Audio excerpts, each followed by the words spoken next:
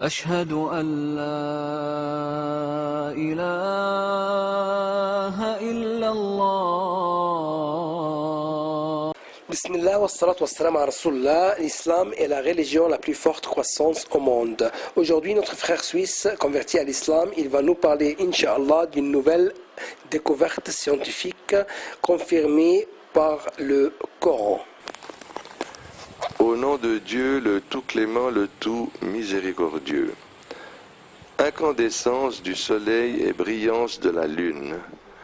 Allah, exalté soit-il, dit: que soit béni celui qui a placé au ciel des constellations et y a placé un incandescent, le soleil, et aussi une lune éclairante.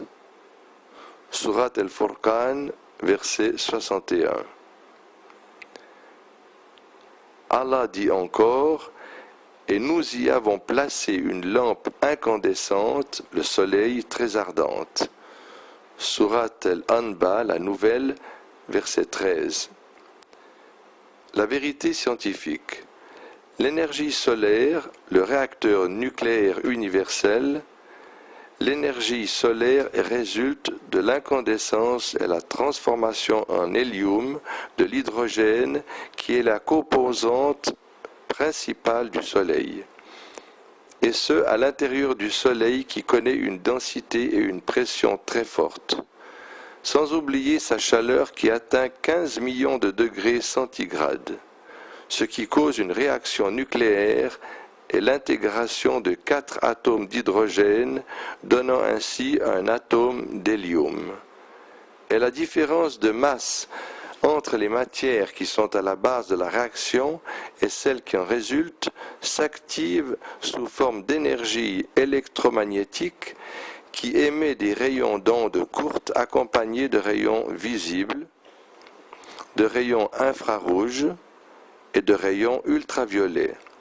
Ce qui revient à dire que l'énergie du Soleil vient de son intérieur via intégration nucléaire naturelle dans des conditions de pression, de densité et de chaleur extrêmes. Tout comme s'il était un gigantesque réacteur nucléaire destiné à fournir la Terre en lumière, en chaleur et en énergie.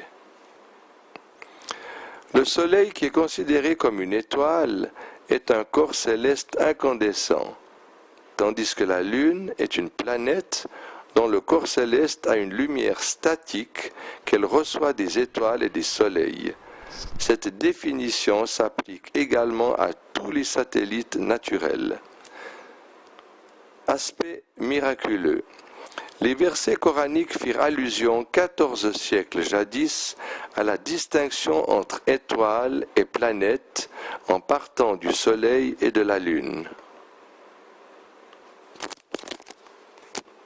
En parlant du soleil et de la lune, l'astronomie moderne a fini par aboutir aux mêmes conclusions, et ce, après l'invention des télescopes et le lancement des études photométriques, lumineuses et spectrographiques sur les étoiles et les planètes au cours des siècles passés.